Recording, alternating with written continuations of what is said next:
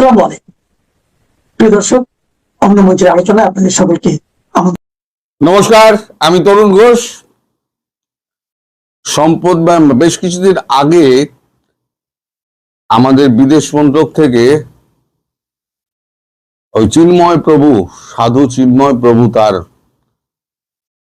মুক্তির ব্যাপারে যখন কথাবার্তা হয়ে খলিলুর রহমান যখন এসেছিলেন, তখন একটা কথা হয়েছিল। খলিলুর রহমান বলেছিলেন আমি গিয়ে ব্যাপারটা দেখব। অনেক অনুরোধের থালি নিয়ে এসেছিলেন, তো ভারত একটাই অনুরোধ করেছিল যে চিন্ময় প্রভুকে আপনারা মুক্তি দিন। তো তারপরে তো সব চুপচাপ, একটা মামলায় তাকে জামিন দিয়ে আবার আটকে রেখে দেওয়া হয়েছে। তো এখন ভারত যেটা করেছে, ভারতের আইন ও বিচার মন্ত্রণালয়, মিনিস্ট্রি অফ, যাই হোক আমি বাংলায় তো বলে দিলাম, আইন ও বিচার মন্ত্রণালয় থেকে একটি অফিসিয়াল চিঠি কালকে ইস্যু করা হয়েছে বাংলাদেশের আইন ও বিচার মন্ত্রণালয়ে ইস্যু করা হয়েছে। সেখানে বলা হয়েছে যে আপনারা যেভাবে বেআইনি ভাবে বাংলাদেশের আইনে নেই এমন একটা আইনে বলবৎ করে আপনারা একজন সন্ন্যাসীকে আপনারা দীর্ঘদিন যাবৎ জেলে রেখে তাকে মারার পরিকল্পনা করছেন। মারার মানে হত্যার পরিকল্পনা করছেন। এটা কিন্তু একেবারে রেড কালিতে লিখে দেওয়া হয়েছে, হত্যার পরিকল্পনা করছেন। তিনি এমন কিছু অন্যায় করেননি যেটা আপনাদের দেশের দেশদ্রোহিতার তালিকার মধ্যে অন্তর্ভুক্ত হন। তিনি একটা পতাকা তুলেছিলেন। এখন দেশের পতাকার উচ্চতা দেশের উচ্চতা নির্ণয় করে না, যেটা চিঠিতে লেখা হয়েছে, আমি যেটা শুনেছি সেটা আমি বলে যাচ্ছি। আপনারা তো আমাদের দেশের পতাকা নিয়ে আপনারা আপনাদের ইউনিয়নে লাগিয়েছেন,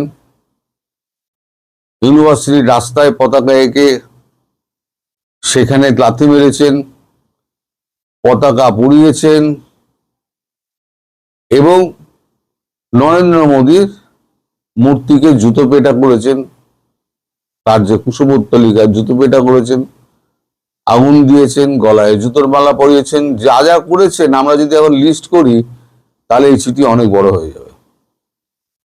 সেই তুলনায় একজন হিন্দু সন্ন্যাসী, তার পতাকাটা একটু বোধহয় উঁচু হয়ে গেছিল, তার জন্য তাকে দেশদ্রোহিতার মামলায় তাকে জেলে পুরে রেখে দিলেন দীর্ঘদিন ধরে। আমরা মৌখিকভাবে কাউন্সিলর অ্যাক্সেস চেয়েছিলাম, কিন্তু কাউন্সিলর অ্যাক্সেস নিয়ে আপনারা এখনো পর্যন্ত কোনো কথা বলেননি।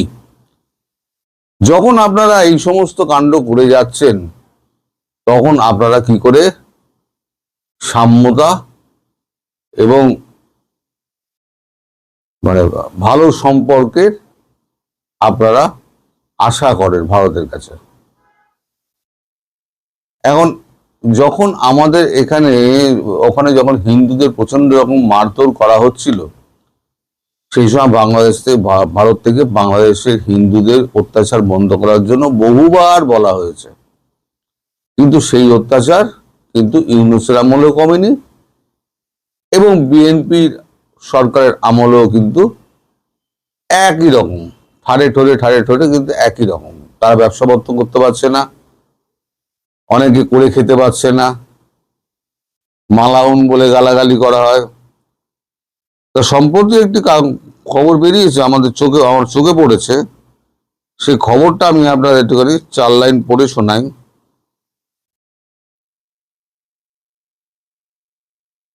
কোথায় গেল রে ভাই?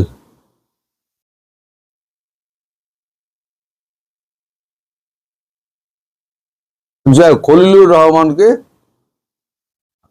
জিজ্ঞাসা করা হয়েছিল যে ভারতের সঙ্গে যে কথাবার্তা হয়েছে পার্লামেন্টে প্রশ্নোত্তর পর্বে, সেখানে কি মানে এখানে তো আসার কথা, এখানে থাকবে না কেন? এক মিনিট ধরুন দেখি দর্শক।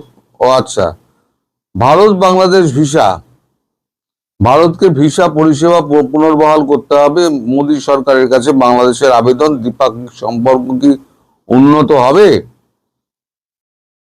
দ্য ডেইলি স্টার জানিয়েছে বাংলাদেশি নাগরিকদের জন্য ভিসা প্রদান প্রক্রিয়া স্বাভাবিক করতে ভারতকে আহ্বান জানিয়েছে দেশটির পররাষ্ট্র মন্ত্রী খলিলুর রহমান।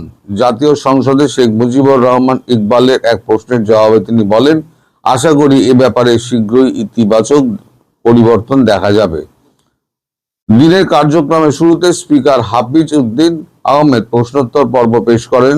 ইকবাল জানতে চান ভারতের সঙ্গে সম্পর্ক উন্নয়নে সরকার কোনো উদ্যোগ নিয়েছে কিনা এবং ভারত বাংলাদেশিদের পর্যটন বা ব্যবসায়িক ভিসা বন্ধ করেছে কিনা। তিনি ভ্রমণ ভিসা সংক্রান্ত প্রক্রিয়া সহজ করার জন্য গৃহীত পদক্ষেপের সম্পর্কেও তথ্য জানতে চান। বাংলাদেশের পররাষ্ট্রমন্ত্রী জানিয়েছেন যে তিনি সম্প্রতি একটি শুভেচ্ছা সফরে ভারতে সফর করেন। সেখানে তিনি ভারতীয় পররাষ্ট্রমন্ত্রী, পেট্রোলিয়াম এবং প্রাকৃতিক গ্যাস মন্ত্রী এবং জাতীয় নিরাপত্তা উপদেষ্টার সঙ্গে আলোচনা করেছেন। তিনি বলেন, বাংলাদেশি নাগরিকদের জন্য ভিসা প্রদান প্রক্রিয়া স্বাভাবিক করার জন্য ভারতকে অনুরোধ করা হয়েছে। আশা করা যায় এ ব্যাপারে শীঘ্রই ইতিবাচক পরিবর্তন দেখা যাবে। এই চিঠিটার একটা অংশ ওই চিঠিতে তুলে দেওয়া হয়েছে। তুলে দেওয়া দিয়ে বলা হচ্ছে যে এই যে আপনারা বলছেন যে সাম্যতার ভিত্তিতে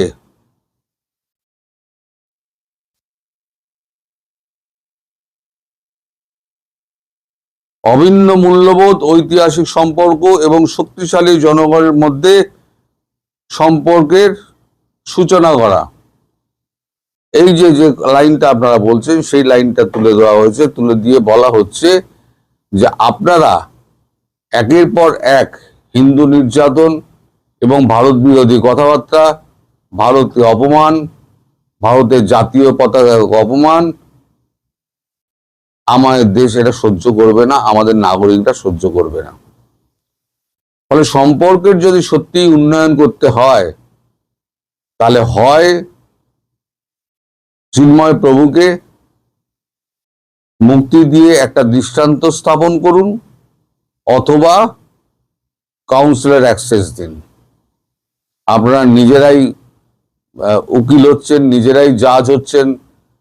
ভারতবর্ষের একজন হিন্দু যিনি বাংলাদেশি নাগরিক, ভারতীয় হিন্দু, বাংলাদেশি নাগরিক, সবই তো হিন্দু ছিল, তারপরে সবগুলো কনভার্টেড হয়েছে। যারা কনভার্টেড হননি তারা ওখানে হিন্দু রয়েছেন। তাকে আটকে রেখে দিয়ে আপনারা সাম্যতা, সমতা, সমঝোতার কথা বলেন, এটা কি করে হয়?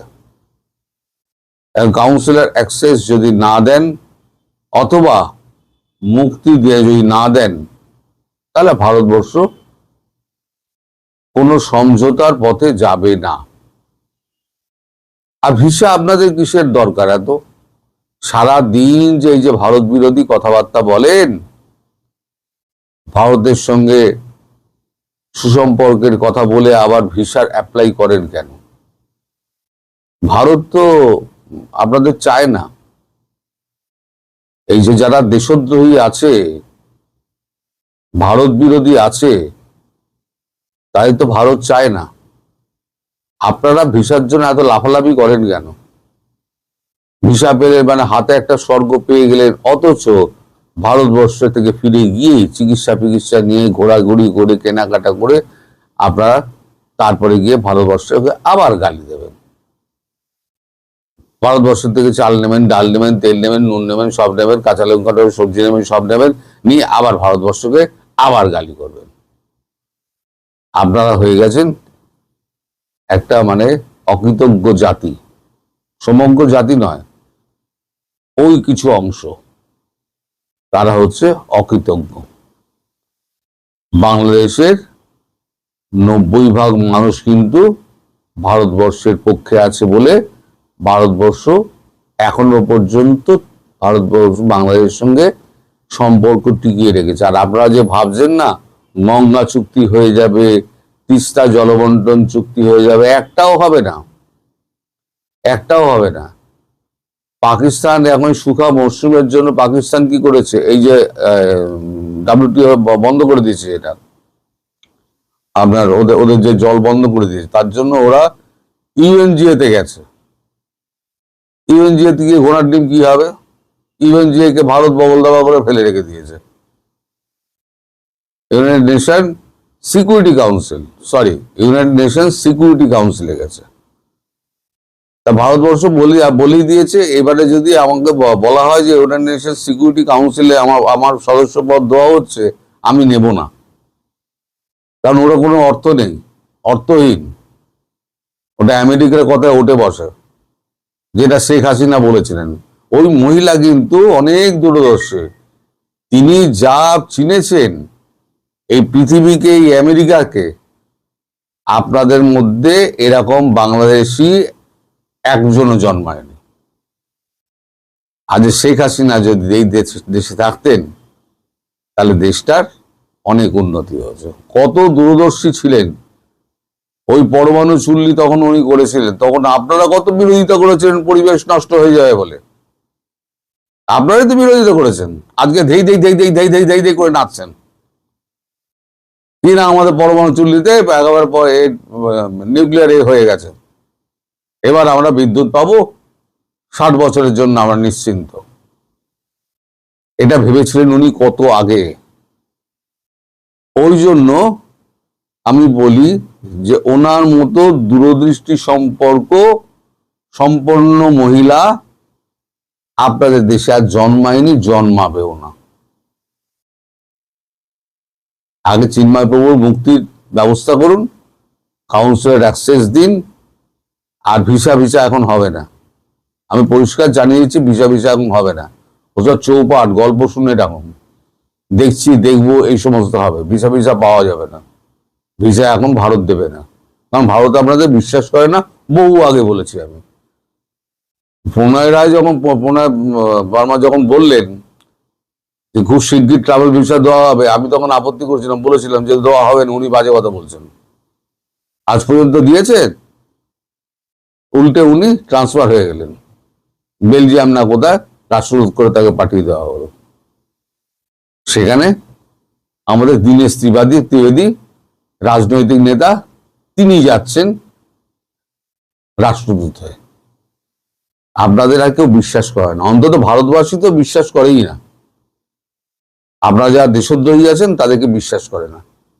সবাই ভালো থাকবেন, সুস্থ থাকবেন।